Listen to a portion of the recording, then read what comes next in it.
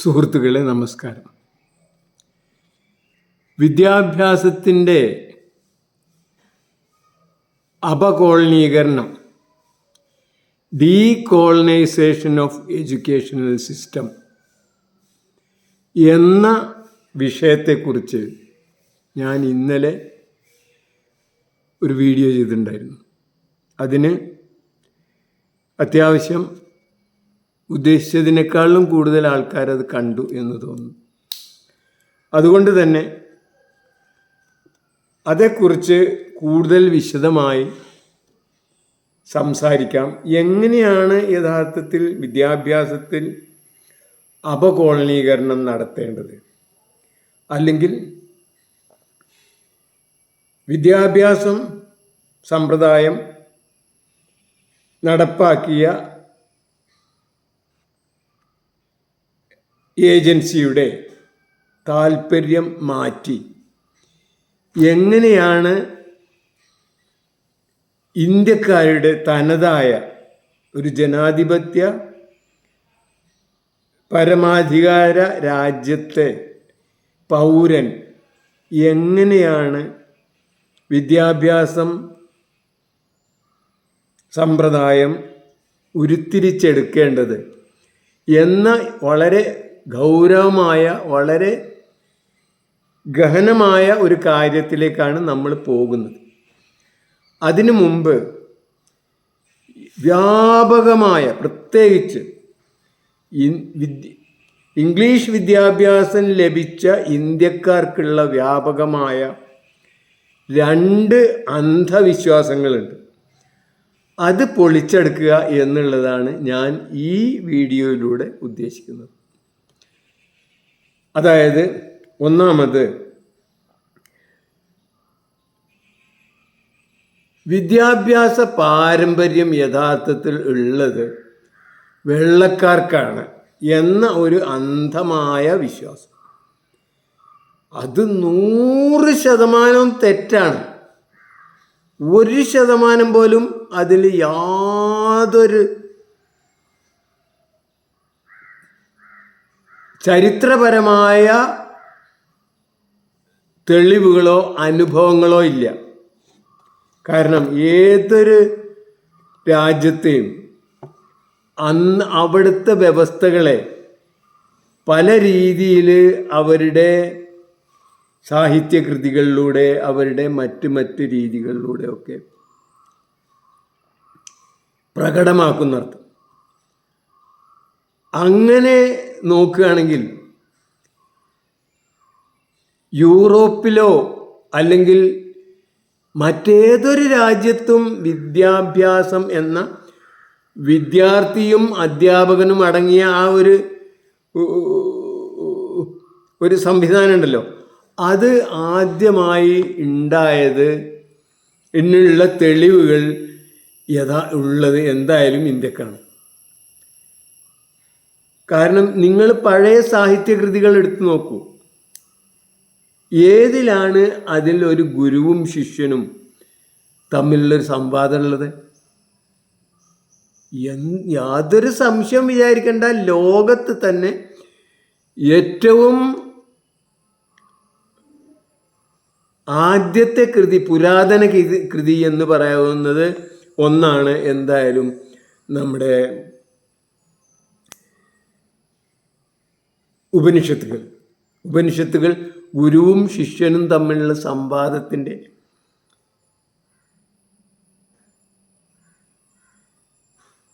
ഒരു രൂപമാണെന്ന്. അതായത് അന്ന് അപ്പോൾ ഗുരുവുണ്ട് ശിഷ്യനും ഉണ്ട് എന്നല്ലേ. അങ്ങനെ ഗുരുവും ശിഷ്യനും ഉണ്ട് എന്ന്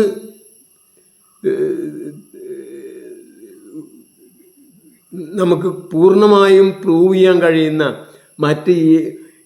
ഏതാണ് യൂറോപ്പിലോ അല്ലെങ്കിൽ പിന്നെ മറ്റ് വെസ്റ്റേൺ രാജ്യങ്ങളിലും ഉണ്ടായിരുന്നത്? ഇല്ല.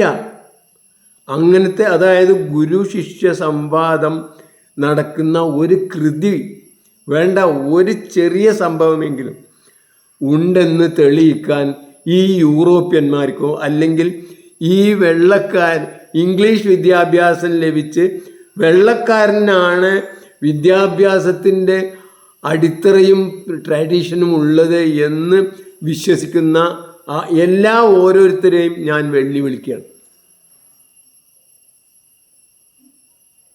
ആ വെല്ലുവിളി നിങ്ങൾക്ക് സ്വീകരിക്കാൻ കഴിയും എന്ന് എനിക്ക് തോന്നുന്നില്ല.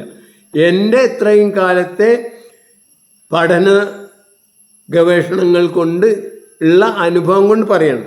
ഉണ്ടെങ്കിൽ വളരെ നല്ലത്. അങ്ങനത്തെ ഒരു കാര്യം നിങ്ങൾ കാണിച്ചു തരും.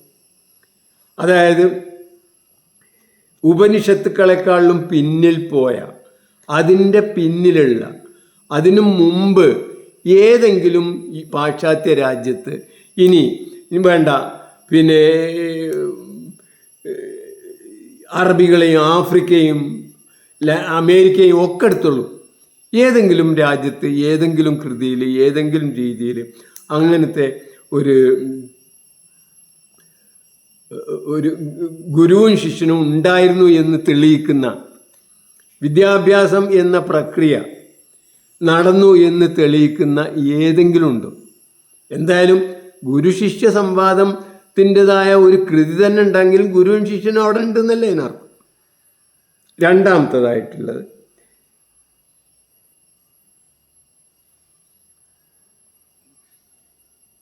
ഈ ആകെ വെള്ളക്കാരൻ നമ്മളെ ഇംഗ്ലീഷ് വിദ്യാഭ്യാസത്തിലൂടെ നമ്മളെ മസ്തിഷ്ക പ്രക്ഷാളനം നടത്തിയതോടുകൂടി നമുക്ക് ഒരു തോന്നലുണ്ടായിട്ടുണ്ട്.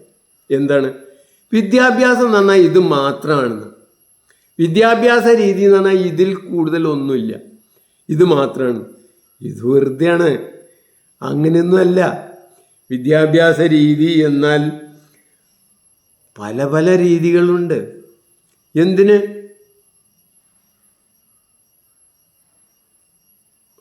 ഞാൻ എൻ്റെ അനുയോജ്യ വിദ്യാഭ്യാസം എന്ന പുസ്തകത്തിൽ പണ്ട് കോട്ട് ചെയ്തതിന് ചെറിയ ഓർമ്മയുണ്ട്. ഒരു ബെർത്തലോമ അന്ന് 1300 തോന്നുന്നു, അതായത് 1200 1300 അയാൾ ഇന്ത്യയിൽ വന്നിട്ട് അയാളുടെ പിന്നെ അതിശയം പറയുന്നുണ്ട്. എന്താണ്? ഇന്ത്യക്കാരുടെ വിദ്യാഭ്യാസ രീതിയെക്കുറിച്ചിട്ട്. ഓരോ കുഞ്ഞും അധ്യാപകനും ആകുന്നുണ്ട്, വിദ്യാർത്ഥി ആയിരിക്കെ തന്നെ അധ്യാപകനാകുന്ന രീതി. അതായത് ഒരു ചെറിയ കാര്യം പഠിച്ച് കഴിഞ്ഞാൽ ആ പഠിച്ച അത് മറ്റു കുട്ടികൾക്ക് പറഞ്ഞു കൊടുക്കേണ്ട ഒരവസ്ഥ ഉള്ള ഒരു വിദ്യാഭ്യാസ സമ്പ്രദായം. അതായത് ഓരോ കുഞ്ഞും വിദ്യാർത്ഥി ആയിരിക്കുമ്പോൾ തന്നെ അധ്യാപകനാകുന്ന ഒരവസ്ഥ ഇന്ത്യയിലുണ്ടായിരുന്നു എന്ന് അദ്ദേഹത്തെ ഒരു ഇറ്റാലിയൻ യാത്രക്കാരനാണ് അദ്ദേഹം പറഞ്ഞത്. അത് എന്തിന്? എൻ്റെ ചെറുപ്പത്തിൽ നമ്മളെ നാട്ടിൽ ഉണ്ടായിരുന്ന ഓത്തുപള്ളികളിൽ അങ്ങനെയായിരുന്നു. ഓത്തുപള്ളികളിൽ എങ്ങനെയായിരുന്നു എന്ന് വെച്ചാൽ ഓരോ കുഞ്ഞിനും ഒരധ്യാപകനെ ഉണ്ടാവുള്ളൂ. നേരെ മറിച്ച് കുറേ കുഞ്ഞുങ്ങളുണ്ടാവും, കുറേ വിദ്യാർത്ഥികളുണ്ടാവും. ഈ വിദ്യാർത്ഥികൾക്കൊക്കെ ഒന്നായിട്ടുള്ള ക്ലാസ് അല്ല, ഈ ഒന്നായിട്ട് വിളമ്പുന്ന പരിപാടി ഈ വെള്ളക്കാരൻ കൊണ്ടുവന്ന ഇതിലുണ്ടായിരുന്നു. അതിന് വേറെ ആവശ്യം ഉണ്ടായിരുന്നു. പഠിക്കലല്ല ആവശ്യം, അനുസരണശീലം, അല്ലെങ്കിൽ പിന്നെ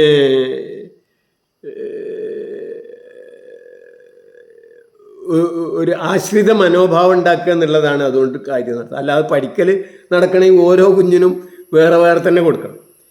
അങ്ങനെ കൊടുക്കുന്ന ഒരു രീതി ഉണ്ടായിരുന്നു. എങ്ങനെയാണ് ചെയ്യുക? ഓരോ കുട്ടിക്കും ആവശ്യമുള്ള ആ പാഠം മാറ്റൽ എന്ന് പറഞ്ഞാൽ ഓരോ കുട്ടിക്കുമാണ്. ആ കുട്ടി പാഠം മാറ്റുന്നതോടുകൂടി ആ പാഠം നാളെ ഇന്ന ആളുടെ പാഠം മാറ്റുകയാണ് എന്ന് പറഞ്ഞാൽ അയാളും അയാളുടെ കൂട്ടുകാരും വീട്ടിൽ നിന്നുള്ള എന്തെങ്കിലും പലഹാരങ്ങൾ കൊണ്ടുവന്ന് എല്ലാവർക്കും അത് വിതരണം ചെയ്യുന്നു. അതോടുകൂടി പാഠം മാറ്റി പുതിയ പാഠം മാഷ് പറഞ്ഞു കൊടുക്കും, അല്ലെങ്കിൽ മൊല്ലാക്ക പറഞ്ഞു കൊടുക്കും. അതോടുകൂടി ആ കുഞ്ഞ് ആ ഒരു ഉപനയനം പോലെ ഒരു റിറ്റ്സ് ഓഫ് പാസേജ് എന്ന് പറയാം, അല്ലെങ്കിൽ ഒരു റിച്വലായിട്ടുള്ള അല്ലെങ്കിൽ ഒരു ആചാരം പോലെ ഇത് നടക്കുന്നതോടുകൂടി, ഈ ആചാരം നടക്കുന്നതോടുകൂടി ഈ പാഠം മറ്റുള്ള എല്ലാ കുട്ടികൾക്കും, അത് പഠിക്കാത്ത കുട്ടികൾക്ക് പറഞ്ഞു കൊടുക്കാൻ ഈ വിദ്യാർത്ഥി, പാഠം മാറ്റിയ വിദ്യാർത്ഥി ബാധ്യസ്ഥനാണ്. അതോടുകൂടി അവൻ എന്തായി, ഒരു വിദ്യാർത്ഥി ആയതോടുകൂടി തന്നെ അധ്യാപകനും. ഈ അധ്യാപകനാകുന്നതോടുകൂടിയുള്ള ഒരു മെച്ചം എന്താണെന്ന് വിചാരിച്ചാൽ അതിനെക്കുറിച്ച് കൂടുതൽ ഗഹനമായിട്ട് മനസ്സിലാക്കാനും കൂടുതൽ കാര്യങ്ങൾ മനസ്സിലാക്കാനും കഴിയും. ഒരു കാര്യം പഠിക്കുന്നതിനേക്കാളും കൂടുതൽ പ്രയാസമാണ് കൂടുതൽ കാര്യങ്ങൾ മനസ്സിലാക്കണം നമ്മൾ അത് മറ്റൊരാൾക്ക് പറഞ്ഞു കൊടുക്കും. അപ്പോൾ അതുകൊണ്ട് തന്നെ ഒരേ ക്ലാസ്സിൽ അധ്യാപകനും വിദ്യാർത്ഥിയുമാവുന്ന രീതിയും മാത്രമല്ല, അങ്ങനെ അധ്യാപകനാകുമ്പോൾ കൂടുതൽ ഗഹനമായ കാര്യങ്ങൾ മനസ്സിലാക്കേണ്ട ഒരവസ്ഥയും ഉള്ള ഒരു രാജ്യമാണ്. അങ്ങനെയുള്ള ഒരു പഠന രീതി കണ്ടെത്തിയ രാജ്യമാണ്. എത്രയോ നൂറ്റാണ്ടുകൾ, സഹസ്രാബ്ദങ്ങൾ അത് പരിശീലിച്ച് നടപ്പാക്കിയ രാജ്യമാണ് നമ്മളെ ഇന്ത്യ എന്നുള്ളത് നിങ്ങൾ മനസ്സിലാക്കണം എന്നാണ് എനിക്ക് പറയാനുള്ളത്. രണ്ടാമതായിട്ട് ഈ പാരമ്പര്യത്തിനെ കുറിച്ചിട്ട് വെറുതെ ഇല്ലാത്തതാണ്. യഥാർത്ഥത്തിൽ ഞാൻ നേരത്തെ പറഞ്ഞ പോലെ 3000 കൊല്ലത്തെ ഉപനിഷത്തുക്കളുടെ കാലഘട്ടം മുതലെങ്കിലും ഇന്ത്യയിൽ വിദ്യയുടെ അഭ്യാസം നടന്നിരുന്നു, ഗുരുവും ശിഷ്യനും ഉണ്ടായിരുന്നു എന്നതിൽ യാതൊരു സംശയമില്ലല്ലോ. എന്തിന് 18ാം നൂറ്റാണ്ടിൽ, അതായത് ഗാന്ധിജി ഇന്ത്യയിലെ വിദ്യാഭ്യാസം മെച്ചപ്പെട്ടതായിരുന്നു എന്ന് വിശ്വസിച്ചിരുന്ന ഒരാളാണ്. അതുകൊണ്ട് തന്നെ അദ്ദേഹത്തിൻ്റെ ഈ വാദം ശരിയാണ് എന്ന് തെളിയിക്കാനായിട്ട് ആരെങ്കിലും തയ്യാറുണ്ടോ, അത് പഠിക്കാൻ തയ്യാറുണ്ടോ എന്ന് ചോദിച്ച് ഈ ധരംപാൽ എന്ന ഒരാൾ അദ്ദേഹത്തിന് ആ കാര്യത്തിന് ഇംഗ്ലണ്ടിലേക്ക്, ഇന്ത്യയിൽ അതിനുള്ള തെളിവുകളോ അതിനുള്ള പഴയ ഡോക്യുമെൻറ്റുകളോ ഒന്നുമില്ലായിരുന്നു. അതൊക്കെ നശിപ്പിച്ച് കളഞ്ഞിരുന്നു ആ കാലത്താണ്. അതുകൊണ്ട് തന്നെ 18ാം നൂറ്റാണ്ടിലൊക്കെ, അതായത് 18ാം നൂറ്റാണ്ടിൽ ആണ് യഥാർത്ഥത്തിൽ ബ്രിട്ടീഷുകാരൻ അവൻ്റെ സ്വാധീനത്തിൽ ഇന്ത്യ ഭരിക്കാൻ തുടങ്ങുന്നത്. അതും 18ാം നൂറ്റാണ്ടിൽ അവന് പൂർണ്ണമാക്കുന്നതേ ഉള്ളൂ. 1792 മലബാർ അവൻ കീഴടക്കിയത്, ഈ ടിപ്പുവിനെ ഇല്ലാതാക്കിയിട്ട്. അതായത് ടിപ്പുവിനെ പൂർണ്ണമായിട്ടും ഇല്ലാതാക്കുന്നത് 1799. അതായത് 18ാം നൂറ്റാണ്ടോട് കൂടിയാണ് അവൻ്റെ കയ്യിൽ, ബ്രിട്ടീഷുകാരൻ്റെ കയ്യിൽ ഈ സാധനം കിട്ടുന്നത്. അതിന് മുമ്പത്തെ ഇന്ത്യയുടെ വിദ്യാഭ്യാസ രീതിയെക്കുറിച്ച് പഠിക്കാൻ ധരംപാലിനെ മഹാത്മാഗാന്ധി ചുമതലപ്പെടുത്തുകയും അദ്ദേഹം വളരെ കാലം ഇംഗ്ലണ്ടിൽ പോയിട്ട് ബ്രിട്ടീഷ് അവിടെയാണ് പിന്നെയും കുറച്ചെങ്കിലും റെക്കോർഡുകളുള്ളത്. അതുകൊണ്ട് തന്നെ ഇന്ത്യയുടെ റെക്കോർഡുകൾ മനസ്സിലാക്കാനായിട്ട് അവിടെ പോയി. ഇവിടെ ഉണ്ടായിരുന്നു, പക്ഷേ അതൊക്കെ തന്നെ വെള്ളക്കാരൻ ആസൂത്രിതമായി പൂർണ്ണമായിട്ടും തകർത്തു. ഉദാഹരണമായിട്ട് ഇപ്പോൾ ഇന്ത്യയിൽ മലബാർ അധിനിവേശം നടത്തിയ ടിപ്പുവിൻ്റെ കാലത്ത് ഇവിടെയുള്ള കാര്യങ്ങളെക്കുറിച്ചിട്ടും ഇവിടെ ആദ്യമായിട്ട് ഭൂമി അളന്ന് തിട്ടപ്പെടുത്തി അത് കർഷകന് നൽകിയത് ടിപ്പുവാണ്. അതിൻ്റെ റെക്കോർഡുകളൊക്കെ തകർത്തു, ഇല്ല. അതേപോലെ ഇന്ത്യൻ വിദ്യാഭ്യാസത്തെക്കുറിച്ച് വല്ലതും പഠിക്കാനായിട്ട് അദ്ദേഹത്തെ പറഞ്ഞയക്കുകയും അദ്ദേഹം ഇംഗ്ലണ്ടിൽ പോയിട്ട് ബ്രിട്ടീഷ് മ്യൂസിയത്തിൽ പോയിട്ട് അവിടെ ഒരു ചെതലിനെ പോലെ ഇരുന്ന് പഠിച്ച് മനസ്സിലാക്കി അദ്ദേഹം നല്ല ഒരു പുസ്തകം ഇറക്കിയിട്ടുണ്ട്. ബ്യൂട്ടിഫുൾ ട്രീ എന്നാണ് അതിൻ്റെ പേര്. എന്താണ് ബ്യൂട്ടിഫുൾ ട്രീ? ഇംഗ്ലീഷ് വിദ്യാഭ്യാസം ലഭിച്ച മസ്തിഷ്ക പ്രക്ഷാളനം നടത്തപ്പെട്ട ഇംഗ്ലീഷ് വിദ്യാഭ്യാസം കൊണ്ട് മസ്തിഷ്ക പ്രക്ഷാളനം നടത്തപ്പെട്ട നമ്മുടെ മലയാളത്തിലേക്ക് അത് ഇതുവരെ തർജ്ജമ ചെയ്തിട്ടില്ല. നേരെ മറിച്ച് കന്നഡയിൽ പോലും 2021 അത് തർജ്ജമ ചെയ്യപ്പെട്ടു എന്ന് ഞാൻ അതിൽ ഗൂഗിളിൽ നോക്കിയപ്പോൾ മനസ്സിലായി. അത് ആർക്കെങ്കിലും വേണമെങ്കിൽ ബ്യൂട്ടിഫുൾ ട്രീ ധരംപാൽ എന്ന് അടിച്ചാൽ കിട്ടും. Beautiful tree Dharampal. അതിൽ നിങ്ങൾ 1800 ഒരു മഹാഭാഗ്യം നമുക്കുണ്ടായിട്ടുണ്ട്.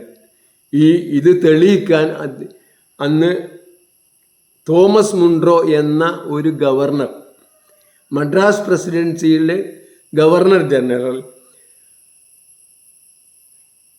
ബ്രിട്ടീഷ് പാർലമെൻറ്റിലേക്ക് അയച്ച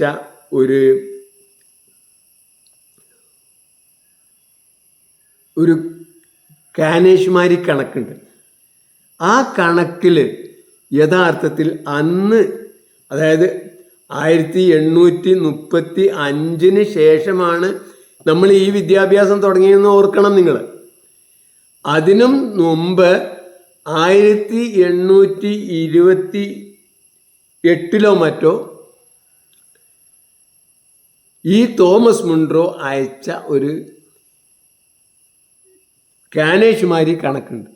ആ കാനേഷ്മാരി കണക്കിൽ അന്നത്തെ ഇന്ത്യൻ വിദ്യാഭ്യാസത്തെ കുറിച്ചിട്ട്, അന്ന് മദ്രാസ് പ്രസിഡൻസി എന്ന് പറഞ്ഞാൽ കന്യാകുമാരി മുതൽ ഗാംഗം വരെ, അല്ലെ ഒറീസ വരെ പരന്നു കിടക്കുന്ന മൈസൂരും മലബാറും ഒക്കെ അടങ്ങിയ ഒരു വലിയ പ്രദേശമാണ്. ആ 20ഓളം വലിയ, 20ആണെന്നുണ്ട് ഓർമ്മ, ഞാൻ വളരെ മുമ്പ്, അതായത് 80കളിൽ ആ ഓർമ്മ വെച്ചിട്ടാണ് പറയണത്. ഇന്ന് ഞാനത് നോക്കിയിട്ടില്ല, നോക്കാവുന്നതാണ്. നിങ്ങൾക്ക് ആർക്കെങ്കിലും സംശയം ഉണ്ടെങ്കിൽ ഞാനത് നോക്കി പറയാം. നിങ്ങൾ കമൻ്റായിട്ട് വിട്ടാൽ മതി. എന്തായാലും അതിൽ യഥാർത്ഥത്തിൽ ഇന്ത്യയിൽ ഉണ്ടായിരുന്ന ഇൻഡിജീനിയസ് ആയിട്ടുള്ള വിദ്യാഭ്യാസ രീതികളെക്കുറിച്ചിട്ടും അതിലെ വിദ്യാർത്ഥികളുടെ എണ്ണത്തെക്കുറിച്ചിട്ടും സ്ഥാപനങ്ങളുടെ എണ്ണത്തെക്കുറിച്ചിട്ടും വളരെ കൃത്യമായിട്ടുണ്ട്. അതിൽ അന്ന് വരെ ഉണ്ടായിരുന്ന പല അന്ധവിശ്വാസങ്ങളും, അല്ലെങ്കിൽ കോളനി യജമാനന്മാർ നമ്മളിൽ അടിച്ചേൽപ്പിച്ച പല അന്ധവിശ്വാസങ്ങളും പൂർണ്ണമായും തകരുന്നതാണ് ആ റിപ്പോർട്ട്. ആയത് തോമസ് മുൺട്രോ എന്ന ബ്രിട്ടീഷുകാരനായ ഗവർണർ ജനറൽ ബ്രിട്ടീഷ് പാർലമെൻറ്റിന് സമർപ്പിച്ച കണക്കിലെ യഥാർത്ഥത്തിൽ എനിക്കിപ്പോഴും ഓർമ്മ, എൻ്റെ പുസ്തകത്തിൽ കൃത്യമായിട്ട് ഞാൻ അത് അനലൈസ് ചെയ്തിട്ടുണ്ട്. 1000 ജനസംഖ്യക്ക് അന്ന് 12 പേരാണ് വിദ്യാർത്ഥികളായിട്ടുണ്ടായിരുന്നത്. ഇങ്ങനെയുള്ള സ്ഥാപനങ്ങൾ, മസ്ജിദ്, മക്തബ്, പിന്നെ ഓത്തുപള്ളി, പിന്നെ അമ്പലങ്ങളിലുള്ള അല്ലെങ്കിൽ ഗുരുക്കന്മാരുടെ കീഴിലുള്ള കളരികളെ, ഇങ്ങനെയുള്ള ഇതൊക്കെ പാടെ കൂടിയിട്ടാണ് പറയുന്നത്. അതിൽ 1000 ജനസംഖ്യക്ക് 12 ആളുകൾ അന്ന് വിദ്യാർത്ഥികൾ പഠിച്ചിരുന്നു. ഇനി അതിലേറ്റവും വലിയൊരു തമാശ എന്താണെന്ന് വെച്ചാൽ, ആ റിപ്പോർട്ടിൽ സ്ത്രീ വിദ്യാഭ്യാസം ഏറ്റവും കൂടുതൽ ഉണ്ടായിരുന്നത് ഈ മലബാർ എന്ന ജില്ലയിലെ മുസ്ലിങ്ങൾക്കായിരുന്നു എന്നുള്ളതും കൂടി നിങ്ങൾ മനസ്സിലാക്കണം. ഒത്തുപള്ളിയാണ്, മദ്രസയാണ്, അറബി മലയാളത്തിലാണ് എന്നതൊക്കെ ശരിയാണെങ്കിലും എഴുത്തും വായനയും പഠിപ്പിച്ചിരുന്നതിൽ ഏറ്റവും മുന്നിൽ നിന്ന സമുദായം എന്നത് മലബാറിലെ മുസ്ലിങ്ങളാണ്. എന്നാൽ മറ്റുള്ളിടത്തൊക്കെ മുസ്ലിങ്ങളുണ്ട്, എന്താ അവിടെ ഉണ്ടായിരുന്നില്ല എന്നത് നമ്മൾ ഗവേഷണം നടത്തേണ്ട കാര്യമാണ്. മറ്റുള്ള മുസ്ലിങ്ങളൊക്കെ ഏകദേശം ഇത്ര തന്നെ ഇതിൽ കൂടുതൽ മുസ്ലിങ്ങൾ മറ്റു ഭാഗത്തൊക്കെ ഉണ്ടായിരുന്നു. പക്ഷെ അവിടെ ഒന്നും സ്ത്രീ വിദ്യാഭ്യാസത്തിൽ മുസ്ലിങ്ങൾ മുന്നിട്ട് നിന്നിട്ടില്ല. അപ്പോൾ ഇന്ത്യക്ക്, മലയാളത്തിന് പ്രത്യേകിച്ച് സ്ത്രീ വിദ്യാഭ്യാസത്തിൽ പ്രത്യേകമായ വ്യത്യാസം ഉണ്ടായിരുന്നു എന്നാണ് ഞാൻ ഈ പറഞ്ഞതിൻ്റെ അർത്ഥം. എന്തായാലും അത് പോട്ടെ. മാത്രമല്ല, നിങ്ങൾ അന്ധവിശ്വാസം നോക്കണം. ഇവിടെ ബ്രാഹ്മണരാണ് വലിയ വിദ്യാഭ്യാസത്തിൻ്റെ ആൾക്കാരെന്നല്ലേ എല്ലാവരും വിചാരിച്ചിരിക്കുന്നത്. വെള്ളക്കാരന് ഈ ഏതോ ഒരു പുസ്തകത്തിൽ പിന്നെ ഉരുക്കി ഒഴിക്കണം, ഉരുക്കി ഒഴിക്കണം എന്ന് പറഞ്ഞ അതോടുകൂടി വിദ്യാഭ്യാസം അല്ല. അതൊക്കെ നുണയാണ്. വെള്ളക്കാരൻ നമ്മളെ തമ്മിൽ തെറ്റിക്കാനായിട്ട് ഉണ്ടാക്കിയ പ്രൊപ്പഗൻഡയുടെ ഭാഗമാണ്. അത് ഇവിടെയുള്ള പുരോഗമനവാദികൾ ഇപ്പോഴും എടുത്തു പറയുന്നു. പുരോഗമനവാദികൾ എന്ന് സ്വയം വിശേഷിപ്പിക്കുന്നവർ പോലും എന്ന് ഞാൻ പറഞ്ഞതിൻ്റെ അർത്ഥം. യഥാർത്ഥത്തിൽ ആ റിപ്പോർട്ടിലെ ബ്രാഹ്മണരുടെ വിദ്യാഭ്യാസ എണ്ണം വളരെ കുറവാണ്. മാത്രമല്ല, അതിലാകെ ഒരു കുട്ടിയോ മറ്റേ ഉള്ളൂ പെണ്ണായിട്ട് ബ്രാഹ്മണ സ്ത്രീ വിദ്യ അഭ്യസിക്കുന്നത്. അത് മദ്രാസിൽ മാത്രം. മദ്രാസ് എന്ന് പറഞ്ഞത് വളരെ കൂടുതൽ പുരോഗമനം സിദ്ധിച്ചതായതുകൊണ്ട് അവിടെ ഒരു പെൺകുട്ടിയോ ഒന്നോ രണ്ടോ പെൺകുട്ടിയോ. ബാക്കി ഒരു സ്ഥലത്തും ബ്രാഹ്മണർക്ക് വിദ്യാഭ്യാസമല്ല. മാത്രമല്ല, ഏറ്റവും കൂടുതൽ വിദ്യാഭ്യാസം അതിലുള്ളത് തീയന്മാർക്ക്, അതായത് അബ്രാഹ്മണരായ തീയന്മാർക്കും ഈ നായന്മാർക്കും ഒക്കെയാണ് അർത്ഥം. അതായത് ബ്രാഹ്മണർക്ക് മാത്രമേ വിദ്യാഭ്യാസം ചെയ്യാൻ പാടുള്ളൂ എന്ന നിശ്ചിതമായ ഒരു നിയമം ഇവിടെ നടപ്പിലായിരുന്നില്ല. മാത്രമല്ല, ബ്രാഹ്മണർക്ക് താരതമ്യേന വിദ്യാഭ്യാസം കുറവായിരുന്നു. സ്ത്രീ വിദ്യാഭ്യാസത്തിൻ്റെ കാര്യത്തിൽ അവർ 0ന്റെ അടുത്തായിരുന്നു എന്നതാണ് സത്യം. ഇതൊക്കെ വെള്ളക്കാരൻ വളരെ സുന്ദരമായിട്ട്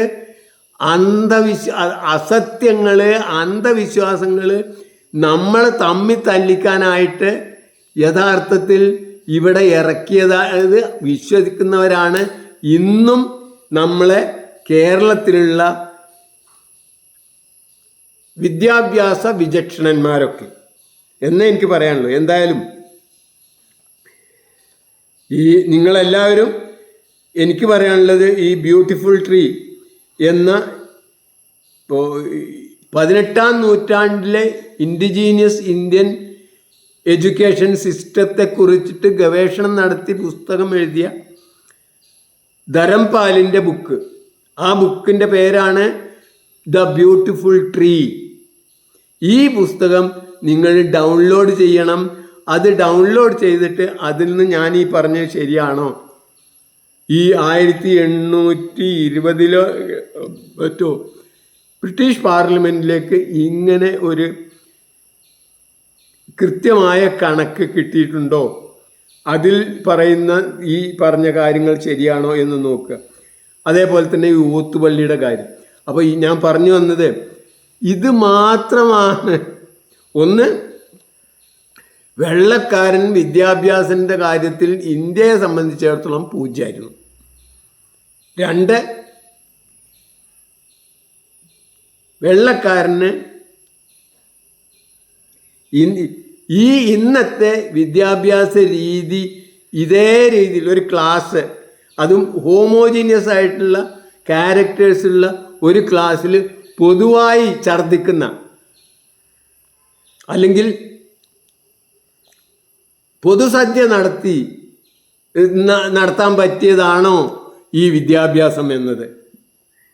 ഏറ്റവും വലിയ അബദ്ധം അതാണ്. അതായത് വിദ്യ അഭ്യസിക്കണമെങ്കിൽ അത് ഓരോ കുഞ്ഞുമാണ് അഭ്യസിക്കേണ്ടത്.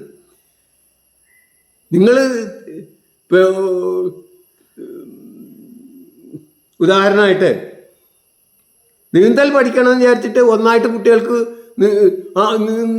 നീന്തലിനെന്ന് പറഞ്ഞിട്ട് പിന്നെ ഇവിടുന്ന് ഒരു ക്ലാസ് എടുത്താൽ നടക്കുമോ?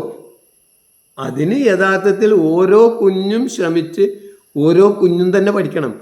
സൈക്ലിംഗ് ആണെങ്കിലും ഇതെന്ത് കാര്യം പഠിക്കുകയാണെങ്കിലും അത് ഓരോ വ്യക്തികളും പഠിക്കണം. അതിനുള്ള സംവിധാനം എന്താണോ, അതിനതിൻ്റെ മുമ്പ് എങ്ങനെയൊക്കെയാണോ മനുഷ്യർ പഠിപ്പിച്ചിരുന്നത് എന്ന് നോക്കാതെ വെള്ളക്കാരനാണ് വല്യൻ, അവൻ്റെ രീതിയിൽ നിന്ന് ഒരു മാറ്റവും വരുത്താൻ പാടില്ല എന്ന അന്ധവിശ്വാസമാണ് ആദ്യം ഇതിൽ നിന്ന് ഒഴിവാക്കേണ്ടത്. എന്തായാലും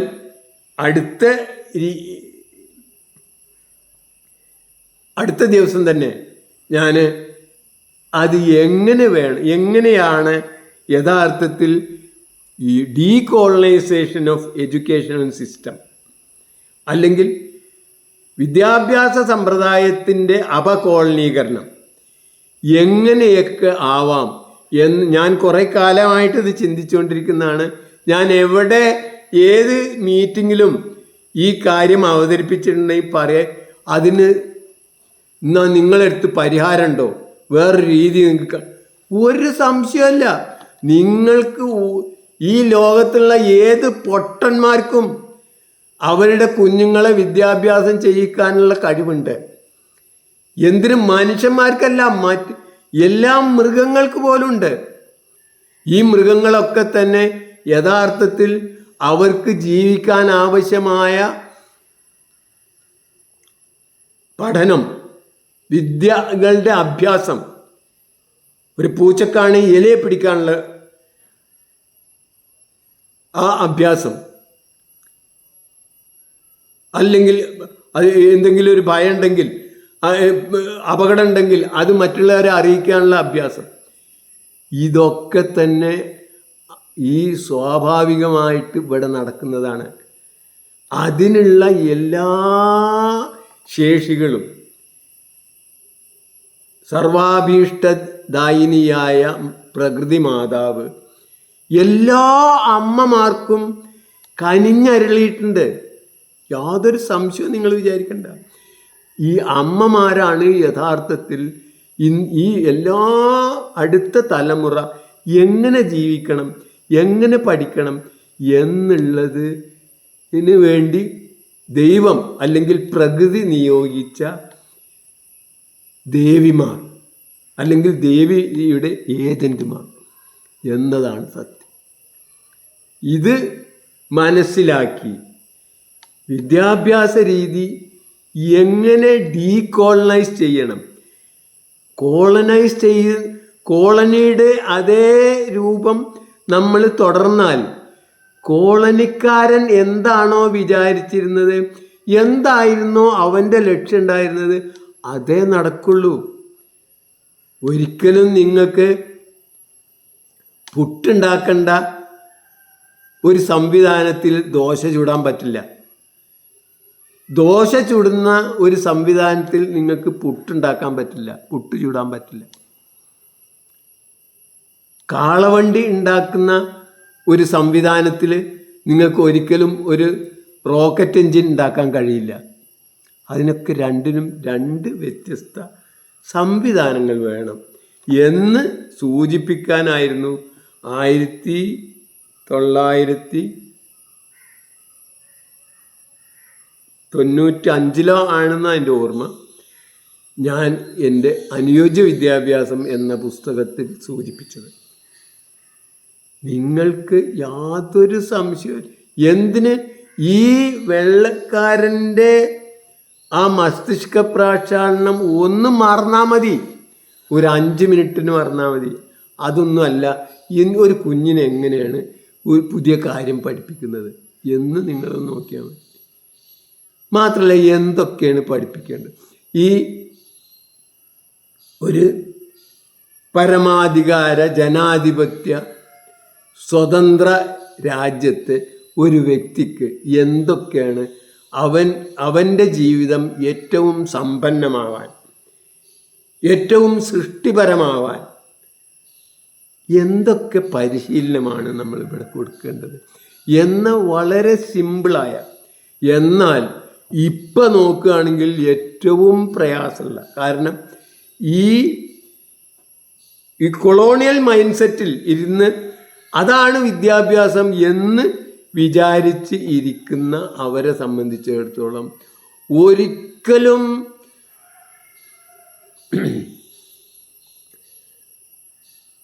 സോൾവ് ചെയ്യാൻ പറ്റാത്ത ഒരു പ്രോബ്ലം, ഒരിക്കലും മറികടക്കാൻ കഴിയാത്ത ഒരു പ്രോബ്ലം ആയ ഇത് അതിൻ്റെ ഉള്ളിൽ നിന്ന് നിങ്ങളൊന്ന് പുറത്തു വന്നാൽ മതി. എല്ലാ മാതാപിതാക്കളും അവരുടെ മക്കളെ എങ്ങനെയാണ് ഓരോ കാര്യം, ഇപ്പോൾ നമ്മളെ നടക്കാൻ പഠിപ്പിച്ചത്, സംസാരിക്കാൻ പഠിപ്പിച്ചത്, നീന്താൻ പഠിപ്പിച്ചത്, പല്ല് തേക്കാൻ പഠിപ്പിച്ചത്, ഇതൊക്കെ എങ്ങനെയാണ് എന്നൊന്നും മനസ്സിലാക്കിയ ഒരു പ്രയാസമില്ല. ഇതൊന്നും ഇങ്ങനെ ഡിസിപ്ലിൻ ചെയ്തിട്ടോ അല്ലെങ്കിൽ ക്ലാസ് റൂമിൽ വെച്ചിട്ടോ പഠിപ്പിച്ചാൽ അതൊന്നും പഠിക്കില്ല. കാരണം പഠനം എന്നത് വ്യക്തിയിൽ നടക്കേണ്ട, വ്യക്തിയുടെ തലച്ചോറും അവൻ്റെ മസിലുകളും തമ്മിൽ നടക്കേണ്ട, നമുക്കൊന്നും അറിയാത്ത ഒരു കണക്ഷനാണ്, ഒരു ബന്ധമാണ്, ഒരു ഇലക്ട്രിക് ചാർജിങ് സിസ്റ്റമാണ്. അതിന് യഥാർത്ഥത്തിൽ ഇങ്ങനെ ക്ലാസ് റൂമിൽ blah blah blah blah blah എന്ന് പറഞ്ഞ് കൊടുക്കുന്ന വെള്ളക്കാരൻ്റെ വിഡ്ഢിത്തം കൊണ്ട് ഒരിക്കലും നടക്കില്ല. അത് നടക്കും മറ്റു പല കാര്യങ്ങൾ. അതിനെക്കുറിച്ചിട്ട് അടുത്ത ദിവസത്തെ വീഡിയോയിൽ ഞാൻ പറയാമെന്ന് വിചാരിക്കുന്നു. 8 മണിയാവുന്നതോടുകൂടി ഈ വീഡിയോ ഇടണമെന്നാണ് വിചാരിച്ചത്. എന്തായാലും അടുത്ത ദിവസം 8 മണിയാകുമ്പോഴേക്ക് ഇടാമെന്ന് വിചാരിക്കുന്നു. കാരണം ഇന്ന് തന്നെ അത് തയ്യാറാക്കിയിട്ട് നാളെ 8 മണിക്ക് വിട്ടോളാം. Okay, good bye.